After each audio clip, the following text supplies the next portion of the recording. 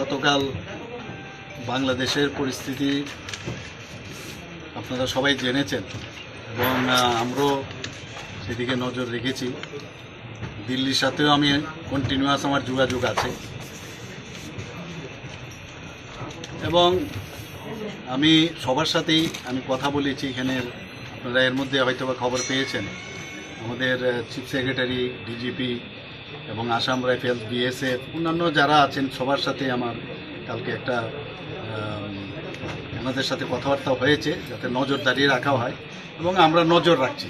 দিল্লির সাথেও আমার কথাবার্তা হচ্ছে। তো এইগুলো যখন দিল্লির থেকে যে নির্দেশ আসবে সেই দিকে আমরা কাজ করব। এখন আমরা বলে দিয়েছি সমস্ত যে বর্ডারগুলো আছে যাতে কেউ না আসতে পারে সেই ব্যবস্থা আমরা করেছি। এই মুহূর্তে আমরা কাউকে অ্যালাউ করছি না। বিএসএফ তো বর্ডারে পাহারা দিচ্ছে, এছাড়া পুলিশ নিয়ে কোনো ট্যাক্স ফোর্স বা পুলিশের আলাদা কোনো দায়িত্ব না? এই তো আমি বললাম তো, ডিজিপি সাহেবের সাথে কথা হয়েছে, তো ইন্টেলিজেন্ট ডিজিপি ওনার সাথেও কথা হয়েছে, বলা হয়েছে যে কোঅর্ডিনেশন করার জন্য।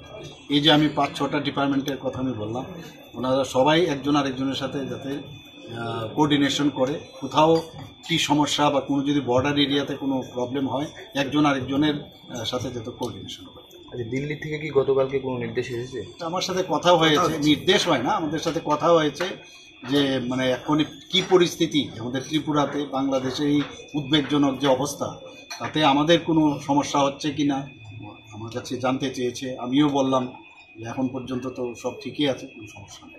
স্যার, বাংলাদেশে কিছু হিন্দুদের বাড়িতে আগুন দেওয়া হচ্ছে মন্দির, এই বিষয় নিয়ে আপনার কি বলেন?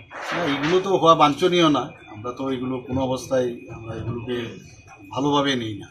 এবং এর মধ্যে আমি দেখলাম ওখানকার যারা সংখ্যাগুরু সম্প্রদায় তারাও কিন্তু আবার এই বিষয়টা, আজকেও আমরা দেখলাম অনেকগুলো সোশ্যাল মিডিয়াতে ওরা কিন্তু এটা বাধা দিচ্ছে। ওরাও কিন্তু এখন তাদেরকে প্রোটেকশন দিয়েছে। কালকে রাত্রেও আমি দেখলাম অনেক জায়গায় জায়গায় অনেক যারা স্টুডেন্টরা তারাও কিন্তু বেরিয়েছে, যারা সংখ্যালঘু যারা আছে তাদেরকে যাতে তাদের বাড়ি ঘরে হামলা না হয়, উজ্জুতি না হয়।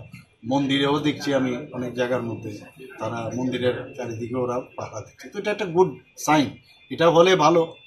তো এই ধরনের একটা উত্তেজনা অবস্থা তো আছে বাংলাদেশে, তো আমাদের নজরদারি আছে। Sir, has it anyway hampered our business with Bangladesh, because we have import-export business with Bangladesh? Here you have seen that we are supplying the electricity right now. Right, sir. So I think temporarily there may be, but in the long run I doubt there would be any problem. Sir, আজকে পঞ্চায়েত নির্বাচনের সর্বপ্রচার শেষ হচ্ছে, কি বলেছেন? আমি তো অদ্ভুত লাগছে। কালকে আমি দেখলাম যে আমাদের প্রাক্তন মুখ্যমন্ত্রী মানিক সরকার মহোদয় বলেছেন যে খুঁজে পাচ্ছে না, কোনো তো ইস্যু নেই, খুঁজে পাচ্ছে না কোথায়। আমি বলেছিলাম যে আমাদের যে এবার ত্রিস্তরীয় পঞ্চায়েতে একটাও যেন না পায়।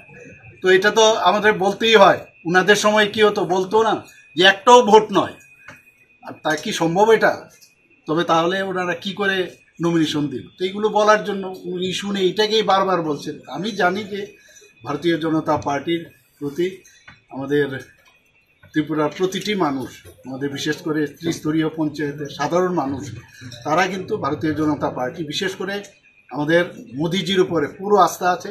এবং সেই কারণেই বলছি বারবার যে আমাদের পঞ্চায়েতে ভালো রেজাল্ট হবে। Will you have any appeal to the voters? And of course, already I have appealed that vote for Bharatiya Janata Party, and it will be happen. We will see.